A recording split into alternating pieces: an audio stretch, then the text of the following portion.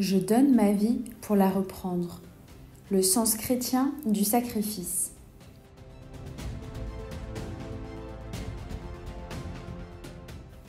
Si un chrétien est prêt à jeûner, à se sacrifier pour les autres, s'il peut supporter la souffrance avec joie, c'est parce qu'il ne veut pas laisser le Seigneur seul face au poids du mal et de la souffrance du monde.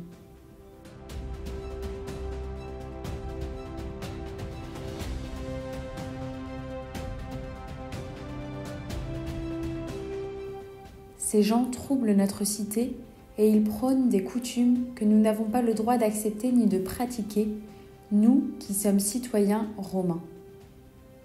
La catéchèse de Paul et Silas est interrompue par une rumeur grandissante qui aboutira à un tumulte et à une flagellation publique, suivie d'un emprisonnement préventif. Ce n'est qu'un des nombreux épisodes des Actes des Apôtres qui montrent les hostilités suscitées dès le début par la prédication de l'Évangile.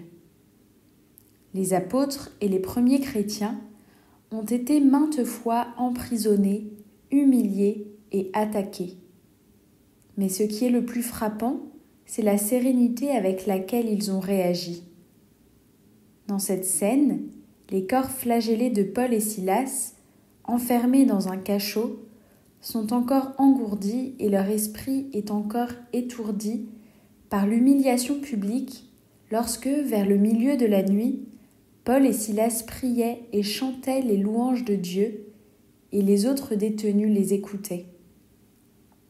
La réaction est semblable à celle des apôtres à Jérusalem après une flagellation totalement arbitraire. Ils repartaient tout joyeux d'avoir été jugés dignes de subir des humiliations pour le nom de Jésus. L'histoire du christianisme est pleine d'hommes et de femmes, jeunes et vieux, qui vivent la souffrance avec une joie spirituelle humainement déconcertante. C'est une attitude qui peut étonner à toute époque, mais surtout dans les sociétés qui n'ont pas connu le christianisme ou qui l'ont perdu de vue. Aujourd'hui, la stupeur fait parfois écho à celle que reflète la lettre à Dionyette au IIe siècle. Il montre une teneur de vie admirable et, de la vie de tous, incroyable. Si de nombreux aspects de la vie des premiers chrétiens entraient en conflit avec leur environnement, l'un d'entre eux était certainement leur rapport au plaisir et à la douleur, leur réaction à la souffrance et leur disposition à se sacrifier. Ils sont mis à mort et reçoivent ainsi la vie, ils sont maudits et ils bénissent, ils sont traités avec ignominie et ils rendent l'honneur en retour. Ils font le bien et ils sont punis comme des malfaiteurs et condamnés à mort. Ils se réjouissent comme s'ils avaient reçu la vie. Le fait que ces personnes aient trouvé la vie dans la douleur a débordé toutes leurs catégories. Comme la croix du Christ, cette façon de voir et de vivre leur paraissait une folie. Scandale pour les Juifs, folie pour les nations. Mais pour ceux que Dieu appelle, qu'ils soient juifs ou grecs, ce Messie, ce Christ, est puissance de Dieu et sagesse de Dieu. Défi et opportunité. Peut-être plus encore aujourd'hui que dans les grandes villes de l'Empire romain, l'air qu'on respire est imprégné d'hédonisme dans de nombreuses régions du monde. Le bien tend à être identifié à ce qui procure du plaisir et le mal à la douleur. Il y a aussi des gens qui adoptent une attitude stoïque en vue de devenir plus maîtres d'eux-mêmes et plus résilients devant les contrariétés. Mais en fin de compte, l'approche de base tourne toujours autour du plaisir et de la douleur, et l'on voit à peine plus loin que cette délimitation du territoire. Cela est dû à toute une série de facteurs. Dans une grande partie du monde, les possibilités de vivre confortablement se sont multipliées, les sources de plaisir et de divertissement sont devenues plus facilement accessibles que jamais. On est arrivé à soulager la douleur avec une efficacité inégalée dans l'histoire.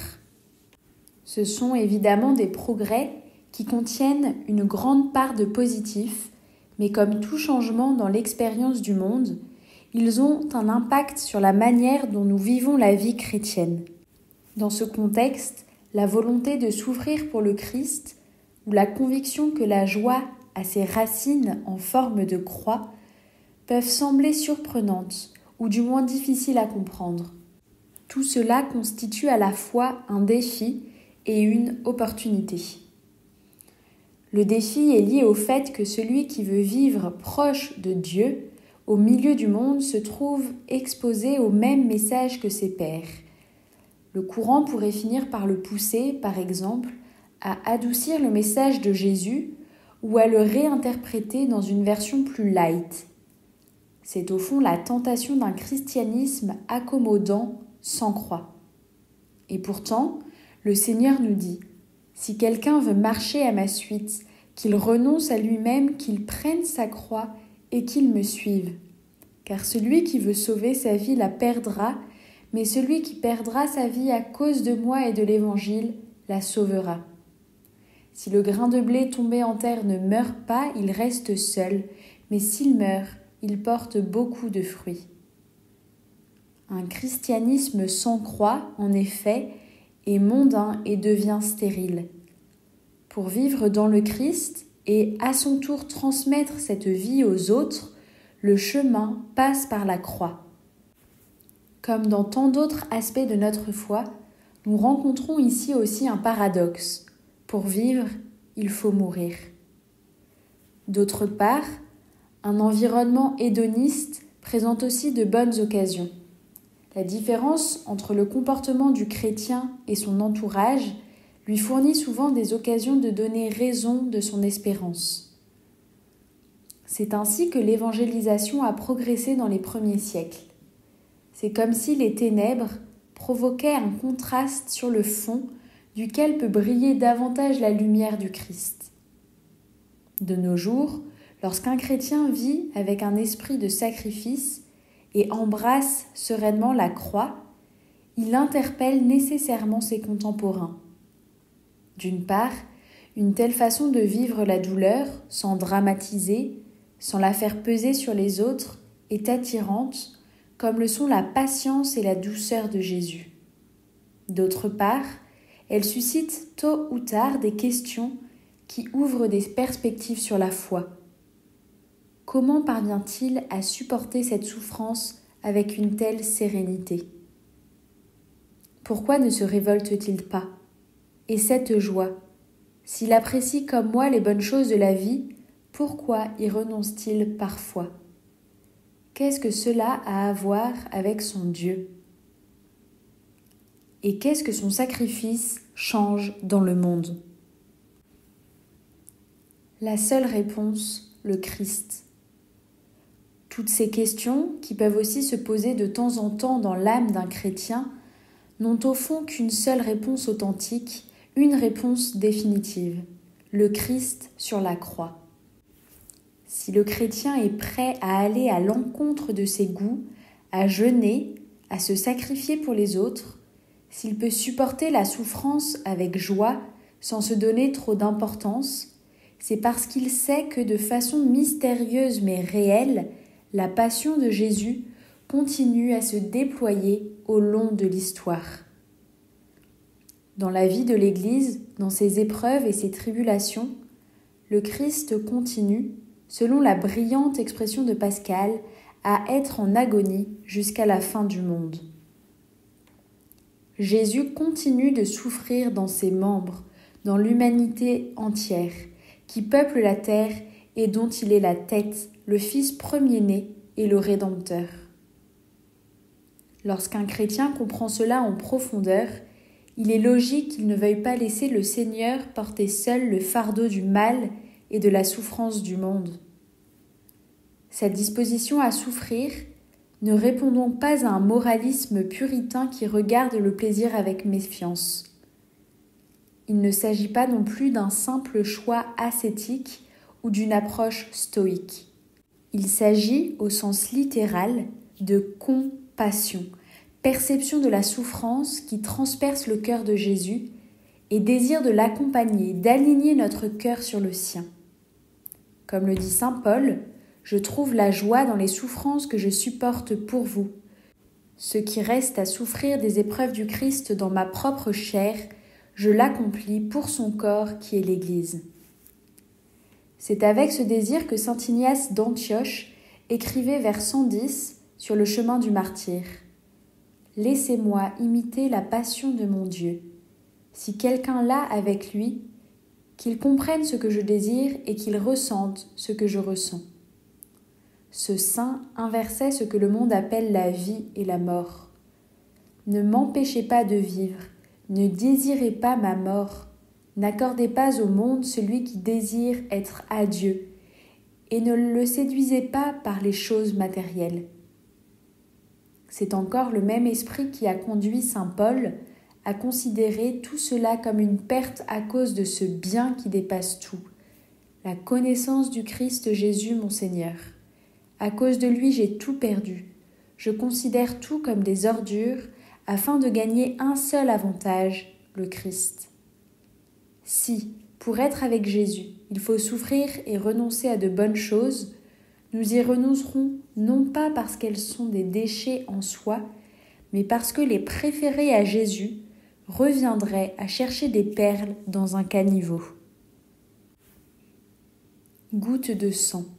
Le sacrifice, choisi quand le Seigneur le demande ou accepté quand le Seigneur le permet, mais toujours aimé, est vécu de manière authentiquement chrétienne en relation avec le cœur du Christ, c'est-à-dire en ayant les mêmes sentiments que le Christ. Pour sentir avec lui, pour entrer dans cette compassion, la contemplation de la passion du Seigneur peut nous être d'un grand secours. Que ressent Jésus devant sa croix ? Parmi les nombreuses lumières que cette considération peut nous apporter, nous pouvons observer que le cœur du Christ ressent un rejet naturel de la douleur, mais l'accepte librement comme un don d'amour et dans l'espérance de la résurrection. Jésus se donne avec la certitude qu'aucune de ses souffrances ne sera perdue, qu'aucun de ses efforts n'aura été vain, que la croix deviendra l'arbre de la vie. Devant la perspective de la passion, Jésus a transpiré du sang, une réaction physiologique qui se produit très rarement dans des situations de tension ou d'angoisse extrême. Le cœur humain de Jésus manifeste ainsi à ce moment sa parfaite sensibilité. Il perçoit la souffrance et le mal pour ce qu'ils sont vraiment, quelque chose de repoussant. Bien que cela puisse paraître évident, il est bon de rappeler que Jésus n'a pas choisi la passion et la croix pour elles-mêmes, mais qu'il les a acceptées volontairement comme prix de notre rançon. Dans le combat de sa prière, Jésus demande à Dieu son Père : « Mon Père, s'il est possible que cette coupe passe loin de moi. » Et nous montre ainsi qu'il est bon d'essayer d'éviter la souffrance. Cependant, non pas comme je le veux, mais comme tu le veux, ajoute-t-il. Car, à la lumière de l'amour de Dieu, il est bon non seulement d'accepter la croix, mais même de l'embrasser. Si notre Seigneur a ressenti de l'angoisse à la veille de sa passion, nous ne devons pas nous étonner si notre cœur ressent quelque chose de semblable devant la douleur ou le sacrifice. Bien sûr, cette résistance n'est pas seulement extérieure. Il nous arrive aussi de sentir dans notre chair le scandale du péché. Le péché est une plaie ouverte dans le monde et dans notre propre nature.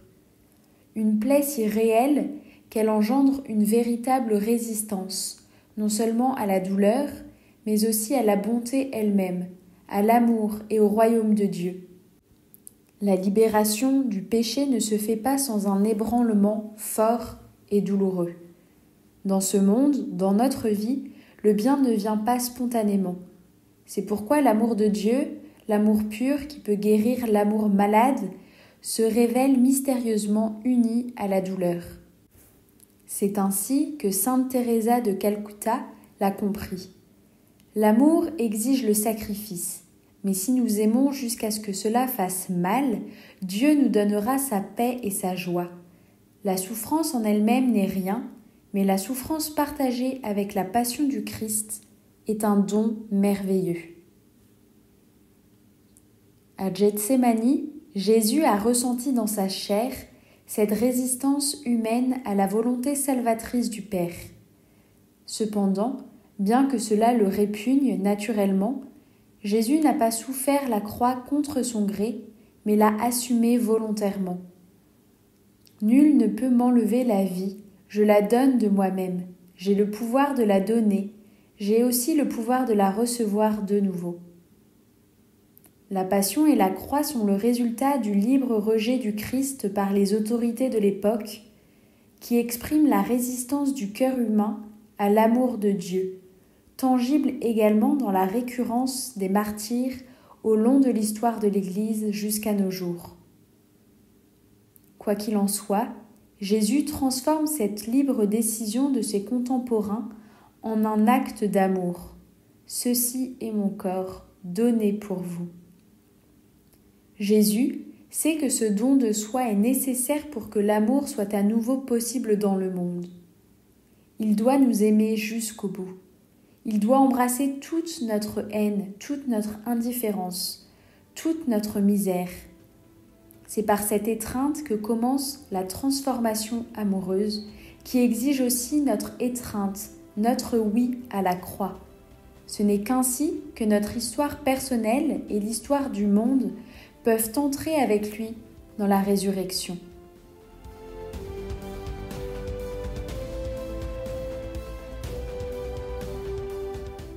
Texte écrit par Gonzalo de la Morena et CarlosEixela que vous pouvez retrouver sur le site opusdei.org.